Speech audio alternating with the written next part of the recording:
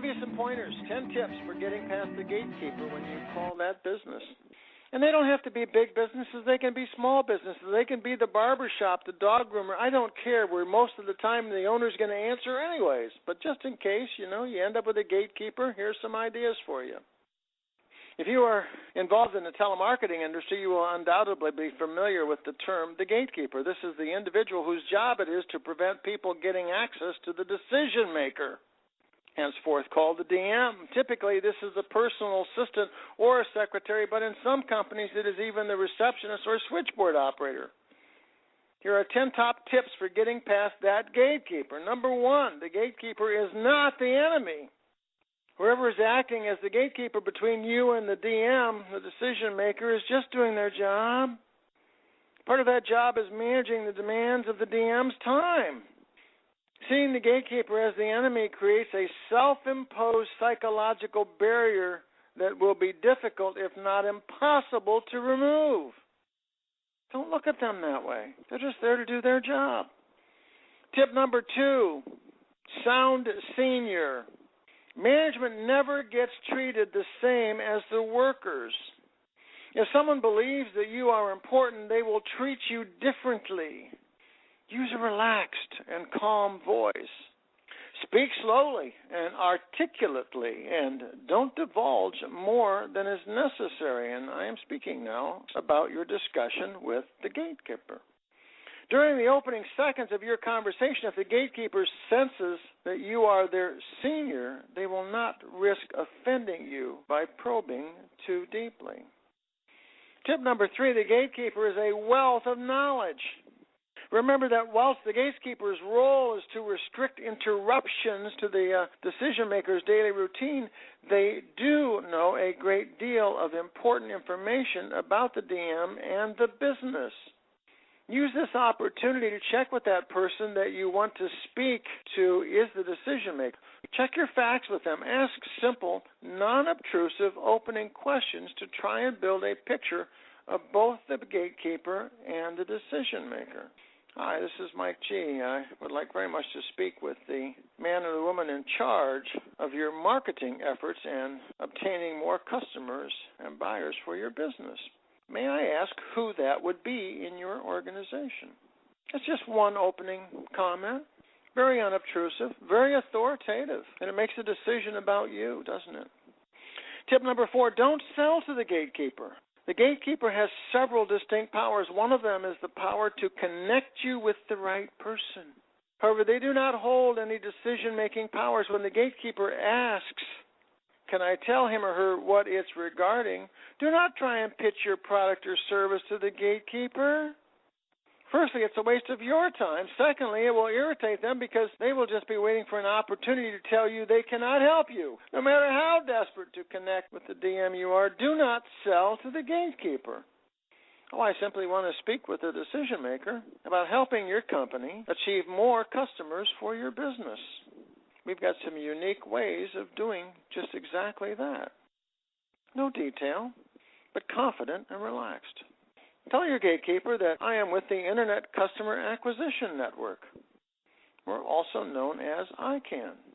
And I'd like to offer your company a free app for your business.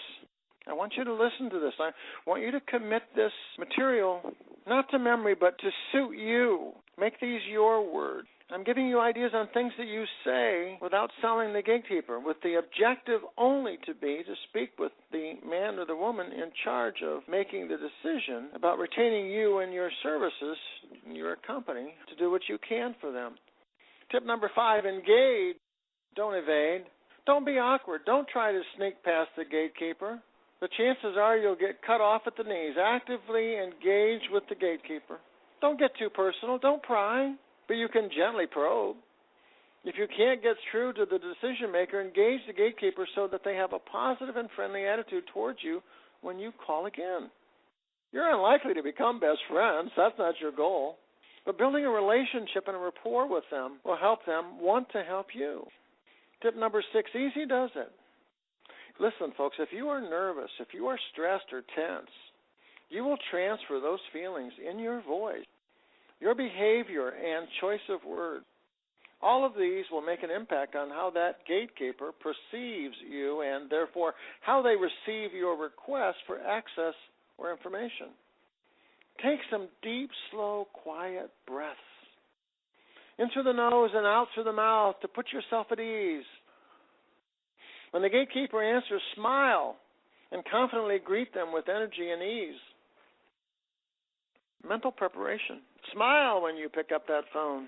We've all heard the expression smile and dial. There's a reason for that. It transmutes itself to the listener. But more importantly, you know that you have that smile. You are wearing that smile. Something else that I do, and I encourage you to do the same. It has worked for me for years.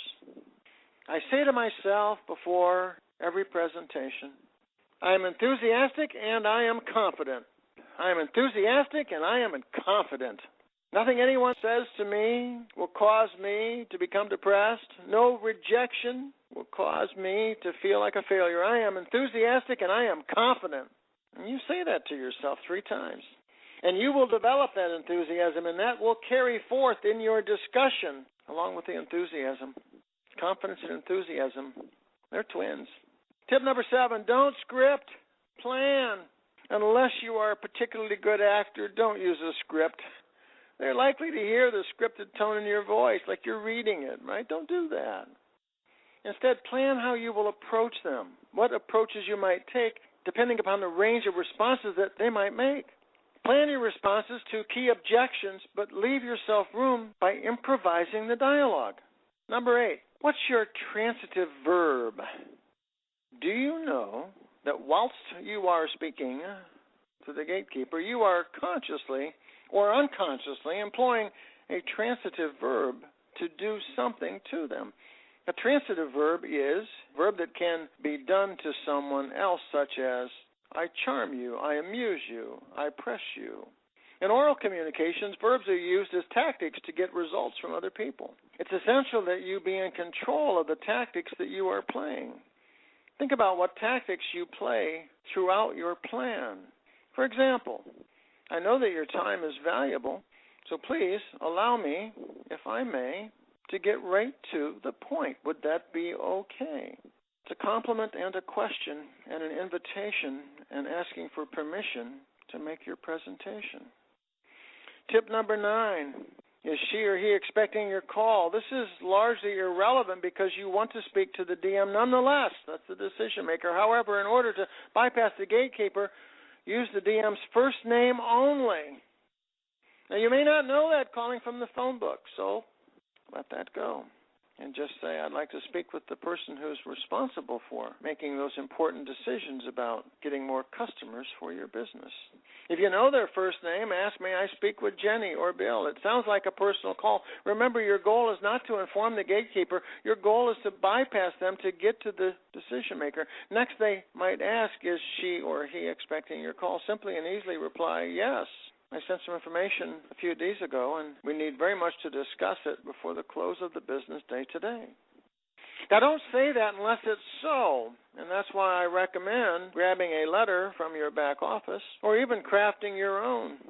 If it's nothing else but to say, a letter written on your own stationery with logo, your name, don't put your link, your phone number. Address it to the business owner's name if you have it. I would like to speak with you as soon as possible. I plan on calling you in the next few days. I represent such and such. And we have a variety of services that we offer businesses like yours to aid you in garnering more customers, more buyers, more traffic for your business or for your website. I'm excited about what we can do together. Would you please expect my call the afternoon of such and such or the morning of such and such? A quick little letter like that can set the wonderful, wonderful stage for that decision maker to tell their gatekeeper, I'm expecting a call from Bill or Jack or Jill or whoever from such and such. Please put them through. Tip 10, the last solution. It's not the best solution, and this tip often splits telemarketers down the middle, but you can always ask if you can be put through to the DM's voicemail. Just like in a sales environment, quickly point out a benefit for the gatekeeper of doing this. If they say that the DM is out to lunch or in a meeting, or you've already called several times, point out that you've already taken up a lot of their time and ask if they can put you through to voicemail to save bothering them further. Of course, marketing is a personal art, and what works for one may not work necessarily for another. These top 10 tips should be the starting place for developing your own personal method of bypassing the gatekeeper, rather than seeing them as cast iron instructions to be rigidly followed. By the way, I never ask in a sales environment if I can be put through to the voicemail. I would rather say, would you mind taking my phone number and asking Bill or Jill or Jenny or whatever to give me a call back before the end of the business day, if at all possible. Now, all of that being said, folks, and I gave you several things that you can lead out with. Use those. I just need to speak to Bill or Jenny or Jill or Jack or Jerry or whatever it is. And then to engage you to retain your services. You get the idea, folks? You get it? This is about telemarketing. This is about different lead-ins.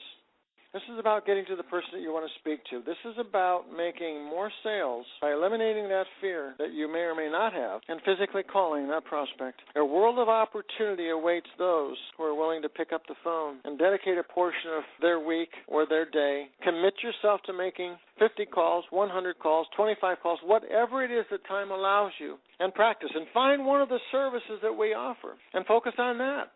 But become familiar with the other services, and the website does the selling, so just read about all of them.